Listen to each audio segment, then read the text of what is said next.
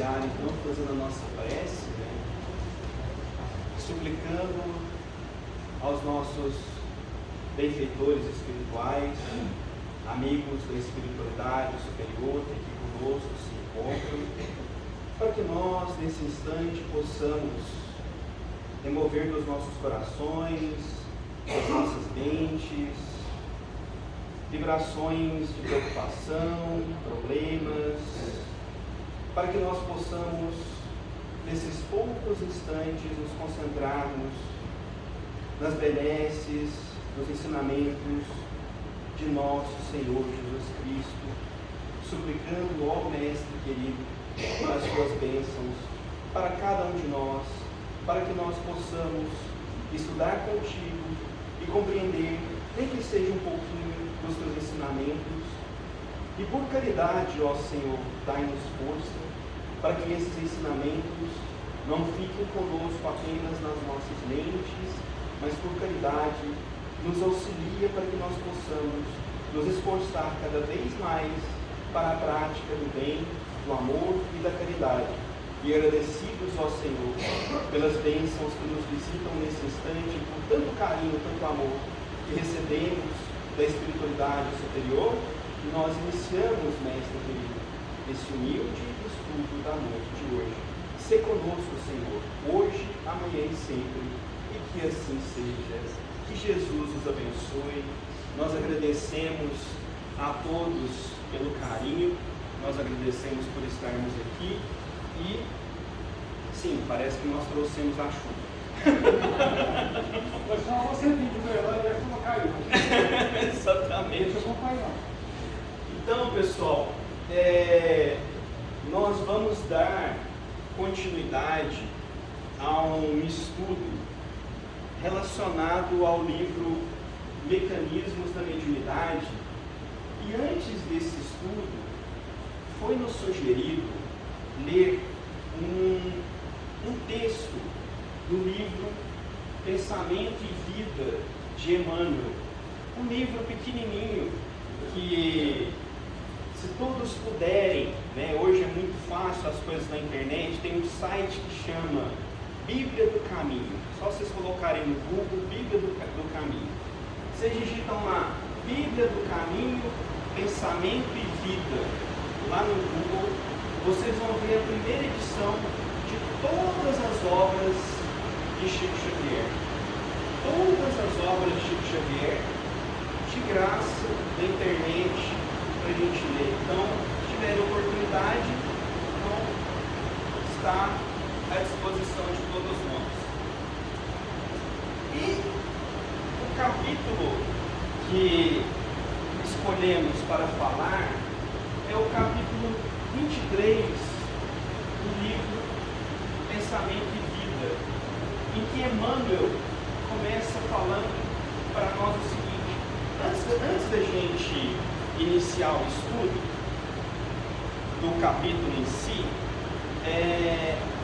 esse livro, ele começa, o prefácio de Emmanuel, falando para nós que muitos amigos, aqui da Terra, pediam para Emmanuel um roteiro, pediam para Emmanuel uma forma de como nós podemos viver bem no mundo.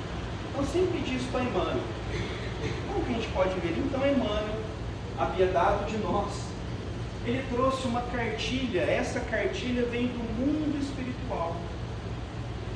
Essa cartilha, ela é ensinada nas escolas do mundo espiritual para estudantes antes deles reencarnarem aqui na Terra, como uma preparação de como ver. Então Emmanuel pega essa cartilha e, através da psicografia luminosa de Chico Xavier, ele adapta esses ensinamentos para o nosso entendimento.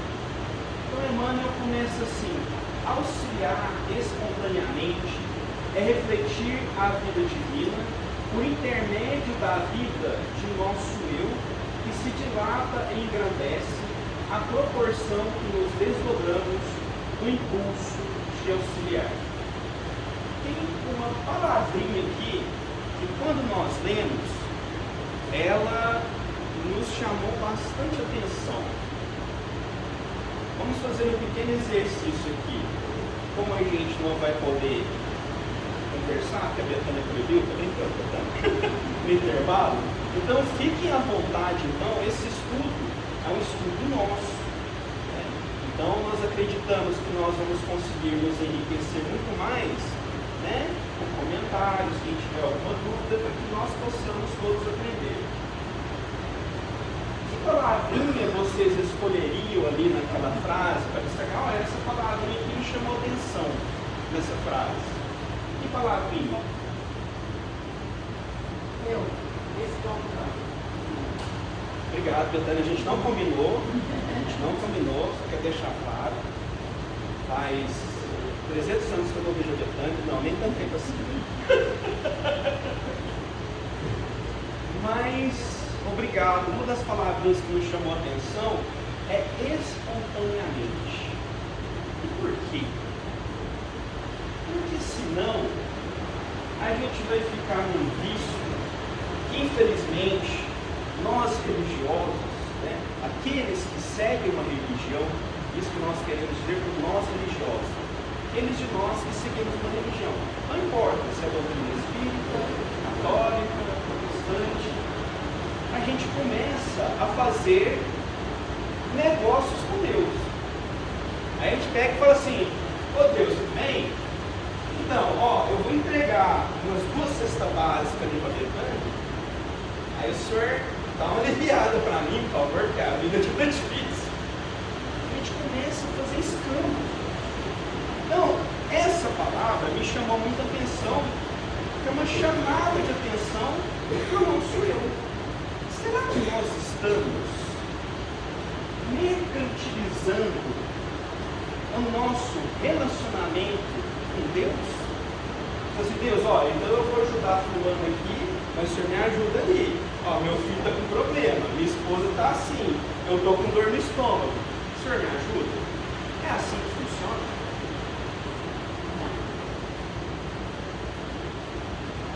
O auxílio, para ele ser verdadeiro, como o irmão está falando, ele tem que ser espontâneo. E é por isso que, para nossa surpresa, muitas das vezes, aquelas pessoas que nós criticamos como religiosos que somos, podem estar muito melhor do que nós que estamos aqui dentro do centro espírita. Por exemplo, os ateus. Por que às vezes eles podem estar melhor do que nós?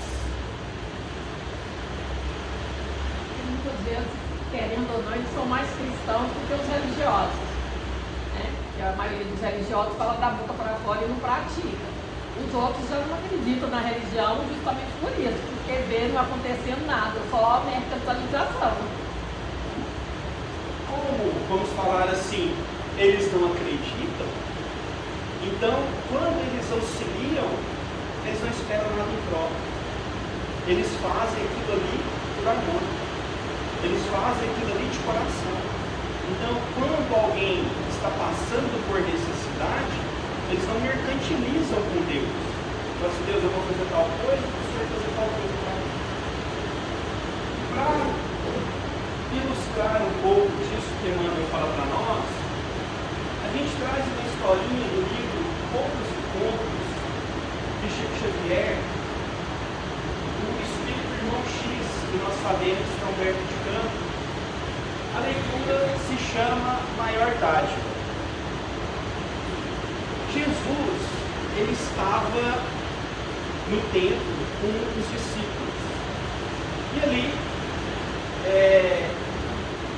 Judas estava todo empolgado pelas pessoas entregarem ali as doações para o templo, né?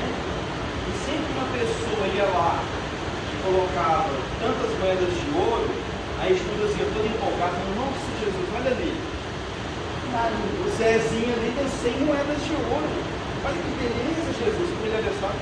Aí Jesus, com toda a paciência, falou: bem-aventurados o Zezinho, Judas, porque ele está doando do supérfluo dele, que muitas das vezes poderia ser dessa doação para benefício dele. E aí aparecia um outro, aí Judas ia lá e falava, nossa, mestre, olha aqui, fulano deu 200 moedas de ouro. Jesus falava a mesma coisa. Nossa, Jesus, essa pessoa aqui, ó, essa viúva aqui, ela doou tudo do marido dela, da herança, aqui para o templo. Aí Jesus falava, bem-aventurados ela, porque se não fosse isso, muitas pessoas poderiam, por ganância, procurar prejudicá-la para ter acesso àquela fortuna. E aí nós sabemos porque essa parábola se encontra no Evangelho. Chega ali uma senhora com 2 moedinhas e coloca ali escondidinho, com gasofilácio, e todo mundo começa a criticar. Assim, nossa, todo mundo depositando 100, 200 moedas de ouro, ela foi ali e colocou só 2 moedinhas.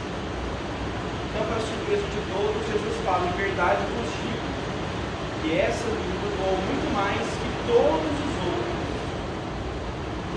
Depois Jesus explica que ela estava doando aquilo ali, que aquele dinheiro era para o sustento dela. Ela não estava doando daquilo que era o supérfluo para ela dele, ela estava fazendo aquilo de coração.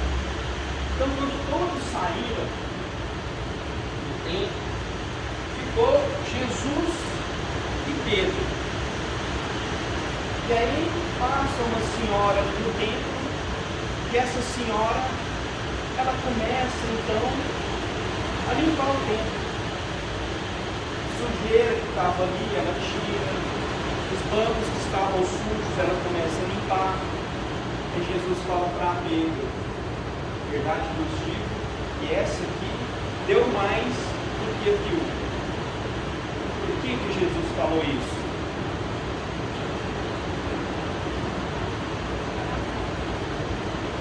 Por quê? Oi? Exatamente. Não citei quem falou, mas quem falou, eu não vi quem falou, mas eu. Ah, obrigado! Exatamente. Ela doou de si, ela doou dela, do que é dela. Então, por isso que Jesus falou que ela doou mais do que todos os outros. E aí, está pequenininho aqui, eu falei para vocês uma frase que continua no estudo aqui do livro Pensamento e Vida. A eterna providência é o reservatório do amor infinito em doação permanente, solicitando canais de expressão que distribuam aos quais provê com matemática precisão. E aí vem a pergunta que não quer calar. Se o amor de Deus é infinito e cobre tudo, por que então nós vemos na Terra tantos problemas, acidentes, tsunamis, tempestades, se o amor de Deus é infinito? Por que isso acontece? Será que Deus é imperfeito? Será que Deus não está olhando para a criação dele? Por que isso acontece? Porque é conhecimento de cada um, é a prova para cada um passar e a nova percepção. Uma coisa interessante, nós vamos ver aqui durante o nosso estudo que os nossos pensamentos, as nossas vibrações, elas interferem no nosso organismo físico. E nós sabemos, né, pela medicina, né, eu não tenho diploma de medicina, mas quem tiver a gente pode falar, fica à vontade, que às vezes muitas doenças são psíquicas pelo pensamento, por isso que existem determinados remédios contra a depressão e outros males psíquicos, porque não encontram ainda a vida, né? Eles vêm através da nossa mente.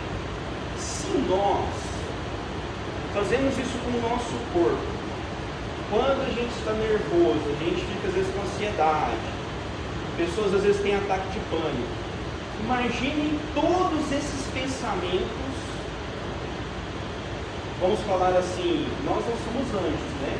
Então o que a gente está jogando para a nossa atmosfera são pensamentos o quê? Bons, ruins. Então imagine bilhões de pensamentos não tão bons. O que nós estamos fazendo com a atmosfera, com o ambiente? Então muitas desses terremotos, tsunamis, é o planeta, vamos falar assim, nos dando um aviso de que nós, humanidade, estamos doentes. Quando nós estamos doentes, qual que é o sinal que a gente sabe que a gente está doente? Que sinal que existe que fala que a gente está doente? Né? A dor. Eu estou com uma dor de barriga, então provavelmente eu tenho um problema na barriga. Estou com dor de cabeça, provavelmente problema na cabeça. Isso aqui são sinais de que os nossos pensamentos, vamos falar assim, não são os mais saudáveis. Nós estamos doentes. Então, utilize-se desses recursos para que a gente possa acordar. Mas Deus é tão bom que mesmo por conta da adversidade, sai a bondade.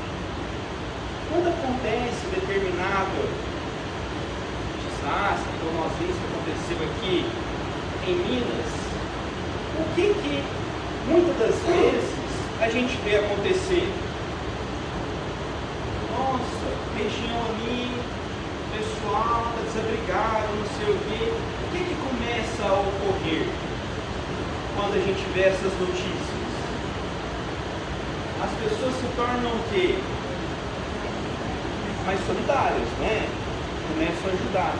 Então, vamos falar assim, será que precisava dessa dor para a gente ajudar espontaneamente? Às vezes não, né? Mas às vezes, o nosso mal vem em nosso próprio benefício, vem nos auxiliar. Porque esse tipo de coisa começa a acordar em nós. Peraí, isso aqui podia estar acontecendo comigo. Esse problema aqui eu poderia estar passando. Deixa eu ir lá fazer alguma coisa. A gente começa a sair de nós.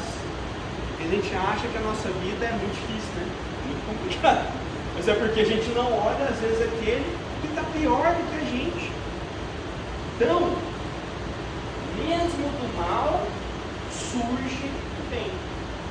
E outra coisa interessante,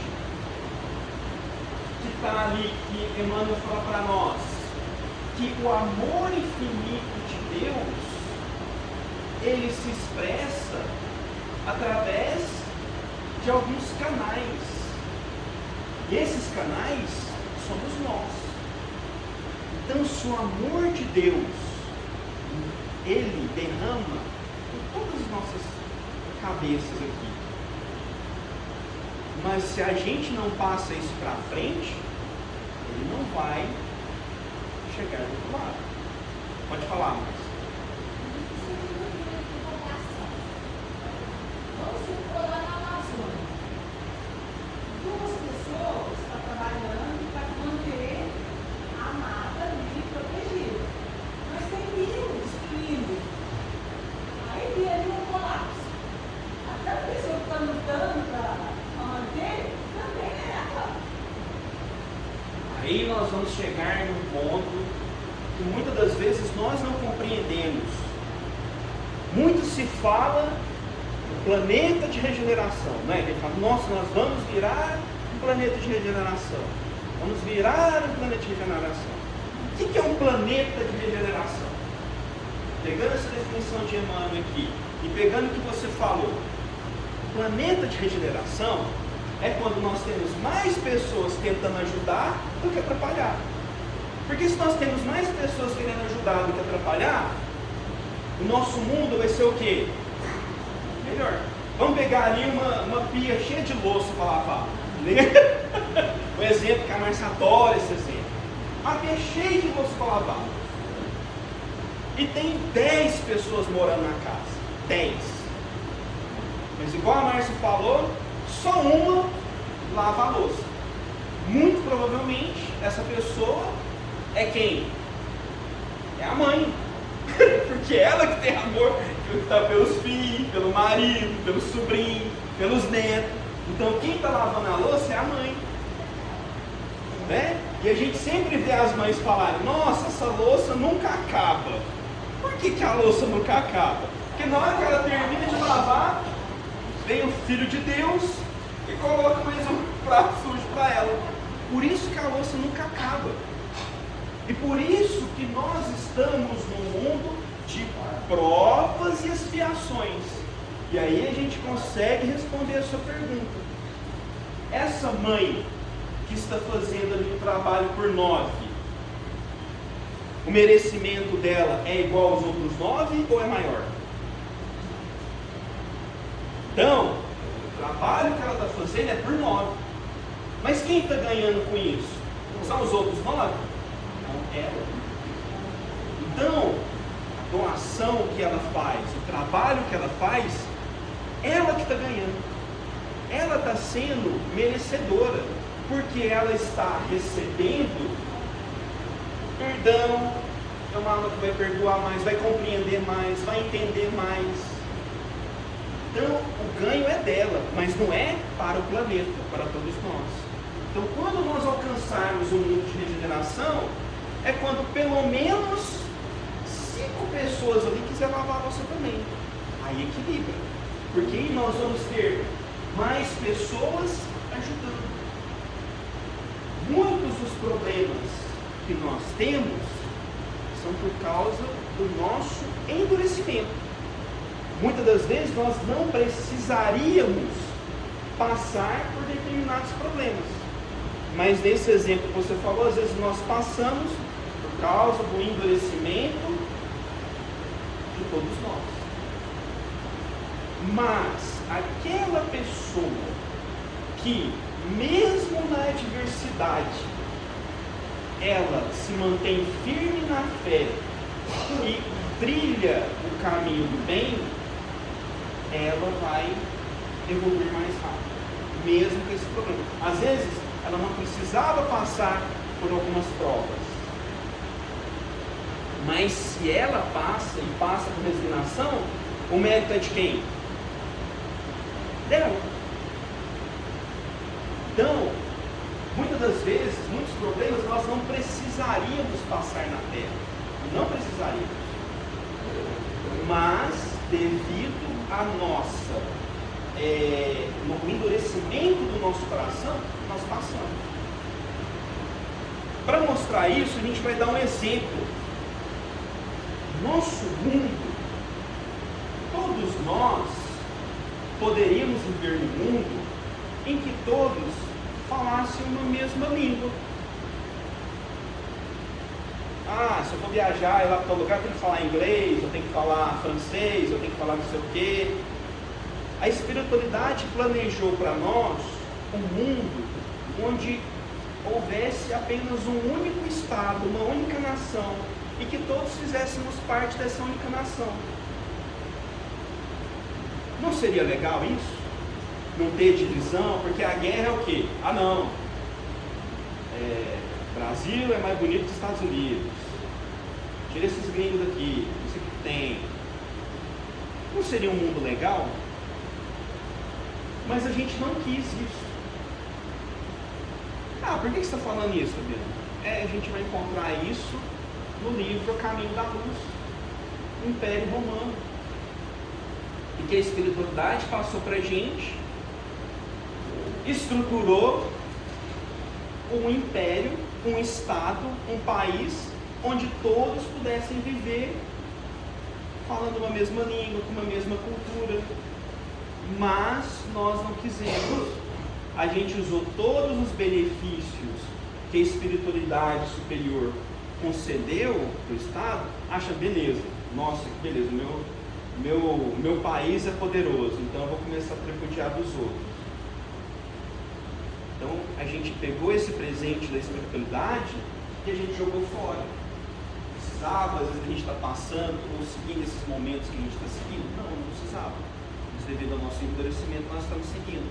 Mas é aqueles que não precisavam. Aqueles que não precisavam, se utilizarem dessas provas para se engrandecer, mérito deles.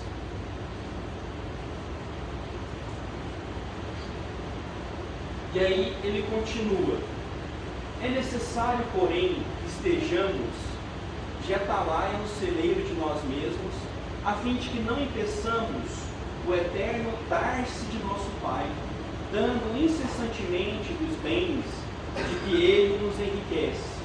Quem observa os princípios da eletricidade não ignora que o fluxo constante da força para a consecução dos benefícios que ela produz reclama um circuito completo.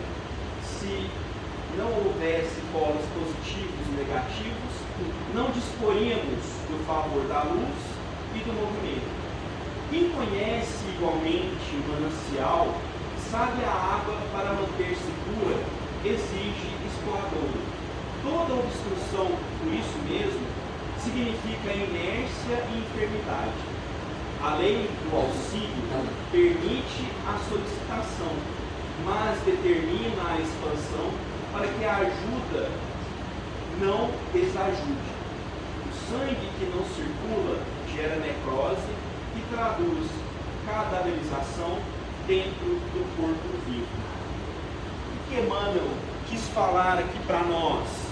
Que nós recebemos de Deus benefícios, mas se esses benefícios nós, por nós mesmos, de boa vontade e de forma espontânea, não procurarmos passar esses benefícios à frente, isso vai acabar nos prejudicando. E aí ele dá um exemplo muito interessante. O sangue corre nas nossas veias, mas o que acontece se o sangue parar de correr porque tem alguma obstrução ali na veia ou na artéria? O que vocês acham que pode acontecer? Oi? Desculpa? O sangue para de circular. Isso, para de circular, e o sangue parando de circular não vai levar alimento ali para os tecidos, e os tecidos vão morrer, e a gente vai ter problemas. Quando nós recebemos, e todos nós recebemos, os benefícios da misericórdia divina, o fato de nós não doarmos esses benefícios para o próximo, pode nos prejudicar. Então, pequenos exemplos, né? Nós falávamos aqui de uma passagem aqui de Irmão X, em que Jesus, ele fala que aquelas pessoas que estavam doando do supérfluo, aquilo ali que elas estavam fazendo, estava revertendo em benefício delas. E ele cita o exemplo de uma viúva que tinha uma herança e que doou toda a herança. Ele falou assim: olha, essa doação dela está tirando dela problemas que muitas vezes a pessoa vai ficar com o olho grande, falando: nossa senhora, tem uma graninha boa ali.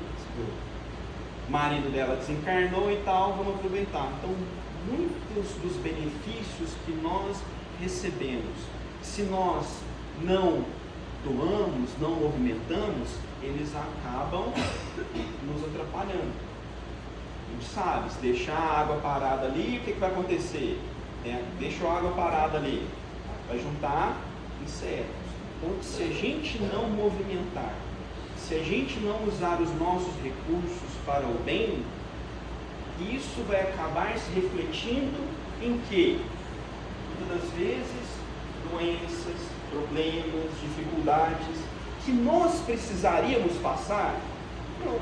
Muitas das vezes, nós espíritas, nós temos a mania de falar assim: ah, isso é karma, Isso foi uma encarnação passada que eu tive. Por isso que eu estou passando por esse problema. Não. Muitas das vezes não.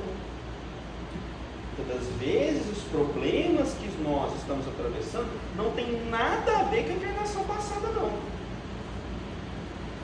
Muitos dos problemas que nós enfrentamos, na maioria das vezes, estão relacionados a essa encarnação. Ah, mas eu não faço mal para ninguém. Ah, eu sou uma pessoa boa. Eu não faço mal a um mosquito. Olha aqui que o Evangelho fala para nós.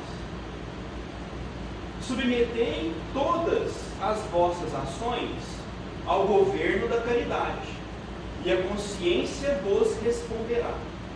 Não só ela evitará que pratiqueis o mal, como também fará que pratiqueis o bem. Porquanto uma virtude negativa não basta, é necessário uma virtude ativa.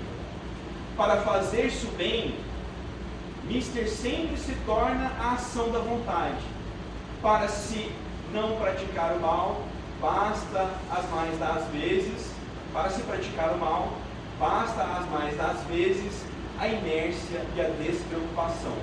Evangelho segundo o Espiritismo, capítulo 5, item 10. Basta a gente ficar parado em casa? Não, estou fazendo mal a um mosquito. Sou uma pessoa boa? Estou parado em casa, estou fazendo mal para ninguém. Isso é uma coisa boa?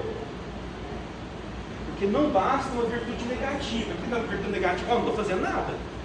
Estou parado. Mas eu estar parado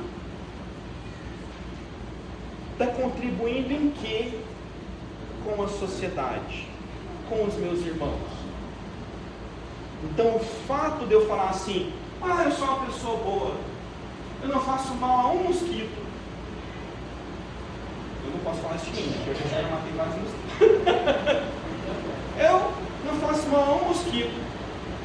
Mas, segundo o Evangelho, isso não basta. Para fazer o bem, é necessário uma virtude ativa. Eu procurar o que eu posso fazer para o outro. O que eu posso beneficiar o outro. E aí, ele vem falar para nós que a caridade responderá à nossa consciência. No nosso dia a dia, às vezes a gente fala assim, né? Falando de mim, nossa, mas eu não tenho tempo para fazer a caridade, eu não tenho tempo para ir no centro, eu não tenho tempo para frequentar uma instituição. Isso é desculpa, né? Sendo sinceros conosco mesmo. Isso é desculpa? Se nós realmente temos essas dificuldades, vamos colocar que elas são legítimas. Como nós podemos praticar a caridade? Pensamento, ação. E uma que ela falou aqui que às vezes é muito difícil de fazer, né? Porque é dentro de casa. Tem uma história interessante de um palestrante que ele fazia palestra toda semana no centro, né? E quando ele chegava lá, ele era, nossa senhora, né? Uma gentileza, era um santo. Emocionado. Nossa, e aí quando chegava em casa é aquele ditador, né? Ninguém aguentava ficar perto. Aí um dia ele viu a esposa dele fazendo as malas. Ela falou, mulher, o que você está fazendo as malas aí? Ele falou, não, eu vou mudar para o centro. Eu falei, como assim mudar para o centro? Eu falei, não, porque eu quero casar com a pessoa que vai lá no centro. Essa que fica aqui em casa, eu não quero ficar com ela não, eu quero ficar com ela no centro. Muitas das vezes, nós somos assim. Para os outros ali, para mostrar uma vaidade, que a gente é evoluído espiritualmente, a gente tem uma máscara, veste uma máscara de hipocrisia. Mas no nosso interior, nós efetivamente não somos bons. Para começar a realmente fazermos a caridade, vamos procurar fazer nas pequenas atitudes, nas pequenas coisas, dentro do lar, fazer como Santo Agostinho nos ensinou, que está ali no Livro dos Espíritos. Como fazer para eu evoluir, para eu melhorar? E Santo Agostinho responde: fazei o que eu fazia quando vivia aí na terra. Ao colocar a cabeça no travesseiro, eu me questionava: alguém tem alguma coisa a reclamar de mim? E se a minha consciência falasse que tinha, eu tentava me reconciliar com aquela pessoa e tentava fazer o bem. Então, seguindo esse conselho de Santo Agostinho, nós teremos uma virtude ativa, porque nós sempre estaremos procurando o que eu posso fazer em benefício daquele que está mais próximo de mim.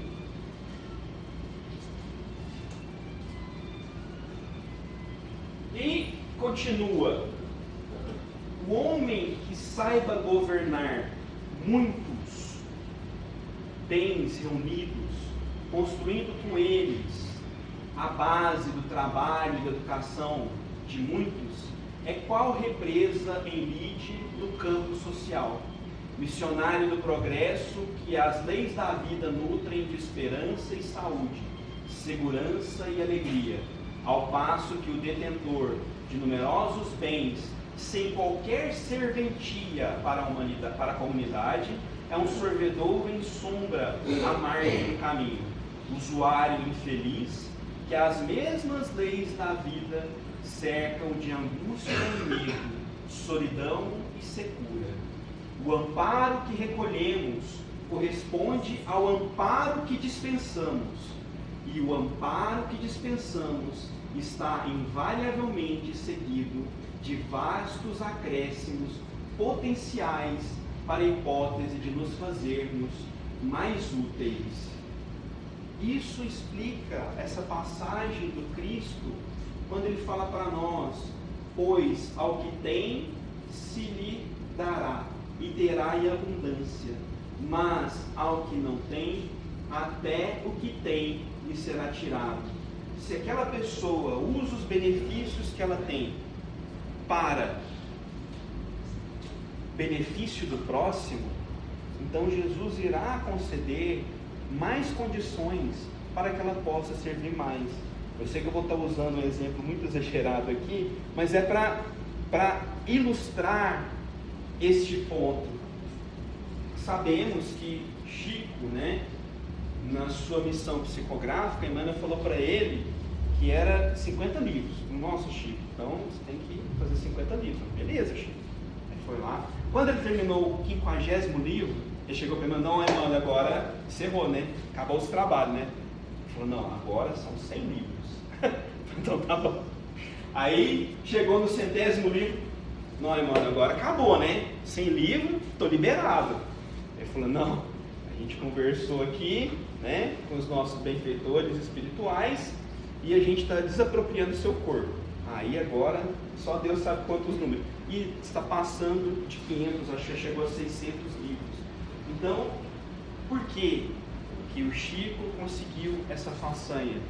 Porque a misericórdia divina viu nele a doação que ele estava fazendo em benefício do próximo, e por isso a espiritualidade superior conseguiu trazer esses livros para o nosso enriquecimento. E aqui, para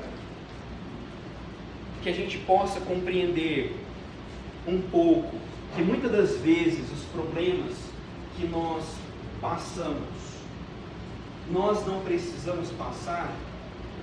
No livro Contos e Contos, Irmão X, psicografia de Chico Xavier, tem uma passagem que se chama O Acidente Providencial, que uma determinada pessoa, muito cabeça dura, inclusive que eu me identifico bastante, então para ela, tem que ser do meu jeito, tem que fazer do meu jeito, se não for do meu jeito, não serve.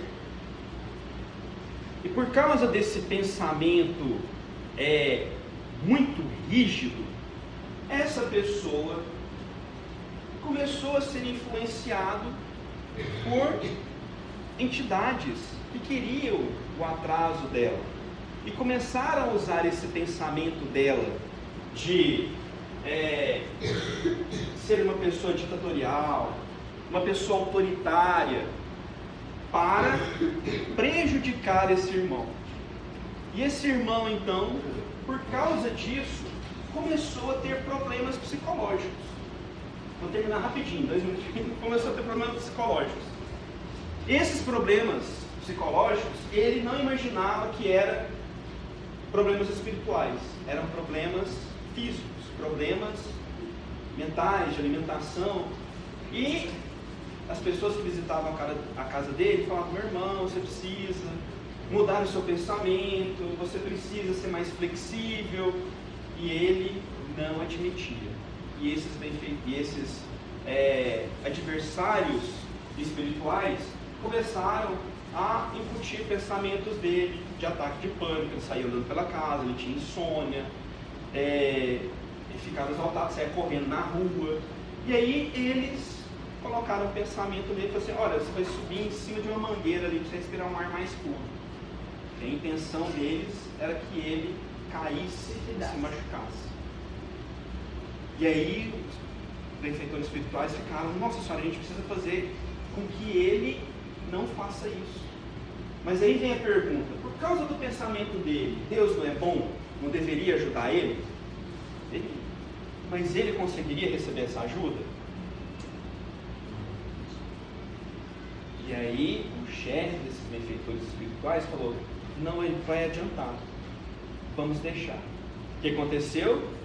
Subiu, caiu, quebrou as 2 pernas, ficou de cama, e por causa disso ele conseguiu escutar a palavra do Evangelho e conseguiu mudar o seu pensamento. Ele precisava passar por isso? Não. Mas foi esse problema que foi a salvação dele. Porque se não fosse esse problema, ele não mudaria o pensamento dele. Então, como diz o ditado popular, há males que vêm para bem. Então, intervalo, desculpa o atraso de 2 minutinhos. A Betânia depois vai